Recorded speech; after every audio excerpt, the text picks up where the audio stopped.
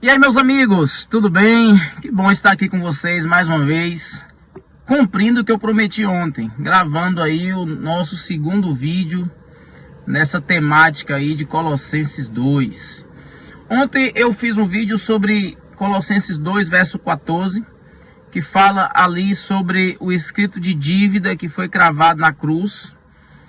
E, gente, o feedback foi bem positivo, muita gente mandou mensagem, o pessoal gostou muito do vídeo e eu fiquei muito feliz com isso. Mas eu quero dizer o seguinte para vocês: existe uma posição, a posição que diz que o escrito de dívida ali é a lei cerimonial, né, é uma posição meio adventista. É uma posição que é aceitável também, tá? Eu não acho muito bem fundamentada, como eu falei, mas ela é aceitável, tá bom? Então fique em paz aí, se você crê que ali é a lei cerimonial, fique em paz, não tem problema. Eu só não acho tão fundamentada biblicamente.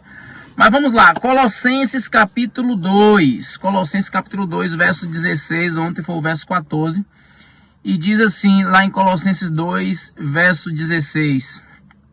Ninguém vos julgue por comida ou bebida, dias de festa, lua nova ou sábados. Essa é a tradução João Ferreira de Almeida, né, a revista atualizada. O que acontece? Estudando a lição de hoje, quarta-feira, você percebe, eu tive essa impressão de que o autor ele está meio que defendendo uma posição. Qual a posição? A posição de que aqueles sábados de Colossenses 2,16 são sábados cerimoniais. Essa é a posição, aparentemente, do autor da lição, ok? Embora no finalzinho da lição, ele parece assim, de uma certa forma, defender que ali não é o sábado cerimonial especificamente. Mas, de modo geral, na minha leitura, no estudo da lição que eu fiz hoje, ficou parecendo de que ele está falando que o sábado de Colossenses 2,16 ali é o cerimonial. Mas é o seguinte, essa era uma posição minha também. Eu também achava que o sábado de Colossenses 2,16 ali era o sábado cerimonial. Depois de muitos estudos, depois de muitas análises, leituras, eu vim perceber, e não estou sozinho nisso, porque estudando teólogos especialistas na área, eu vim aprender a entender que essa não é a melhor visão, de que Colossenses 2,16 não está falando somente do sábado cerimonial. Ali, segundo o Dr. Wilson Paroski, que é um dos grandes nomes da crítica textual, Novo Testamento grego, hoje no Brasil e no mundo. O doutor Jonatas Ferreira também defende de que ali não é somente o sábado cerimonial. Eles dizem que ali está incluído o 7º dia da semana. E eu defendo essa ideia também. Eu acredito que ali está incluído o sábado semanal também. Quais as implicações disso? Isso quer dizer que o sábado semanal ele não é mais válido? Que ele foi cancelado? Que ele não deve mais ser obedecido? Não é isso. Não é isso. Eu vou chegar nesse ponto aí. Mas o ponto aqui por que, William, você acredita que o sábado ali em Colossenses 2,16 também está incluído o sábado dos 10 mandamentos, o 7º dia da semana? Primeiro, que a palavra sábado ali, sabaton, é uma palavra que em outros textos no Novo Testamento se refere ao 7º dia da semana. Então, a palavra grega sabaton, ela não se refere somente ao sábado cerimonial, mas ela se refere ao 7º dia. E eu vou deixar alguns textos na descrição do vídeo para você comprovar de que aquele sábado ali é a mesma palavra utilizada para o 7º dia da semana. Essa é a primeira evidência. A segunda evidência de que aquele sábado ali é o sábado semanal, ou o sábado semanal está incluído o sétimo dia da semana, é aqui, queridos, existe um ciclo ali, ó. Não julgueis ou não julgues pelos dias de festa, lua nova e sábado. Esse ciclo, ele é repetido no Antigo Testamento também em outros textos do Novo Testamento. Quando Paulo escreveu Colossenses, Paulo não está inventando uma ideia nova. Essa ideia, dias de festa, lua nova e sábado, ele tira de vários textos do Antigo Testamento. Ele tira de lá. E o que significa isso? Dias de festa são as festas anuais. Lua nova, as festas mensais.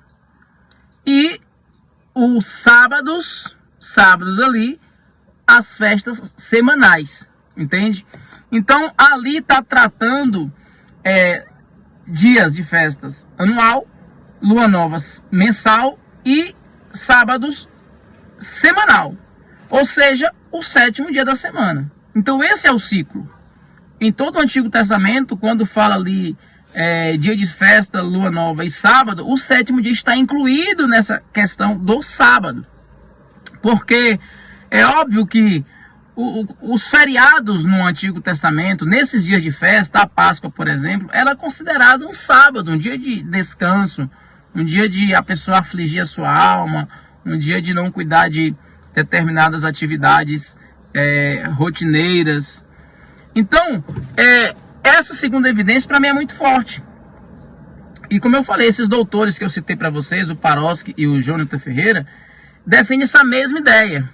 Que pelo fato de estar aquele ciclo ali, anual, mensal e semanal, o sétimo dia precisa estar incluído e deve estar incluído ali. Ok, muito bem.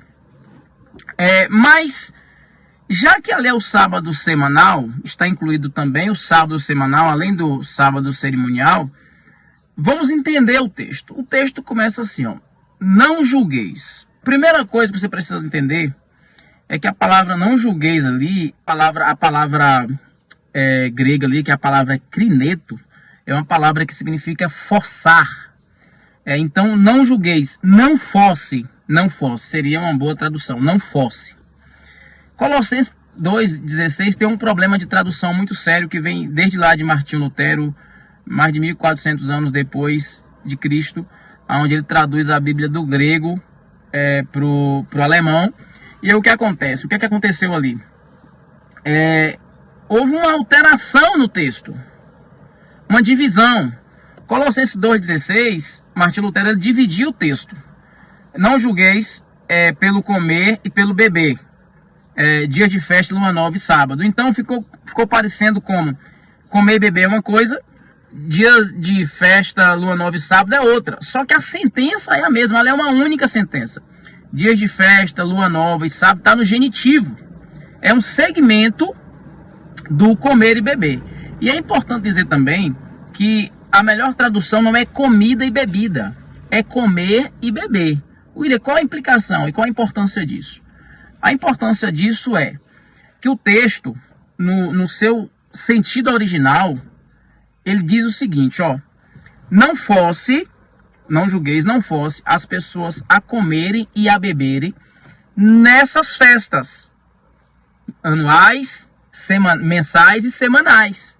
Paulo está repreendendo um grupo de cristãos, judeus, que estavam forçando os gentios a praticarem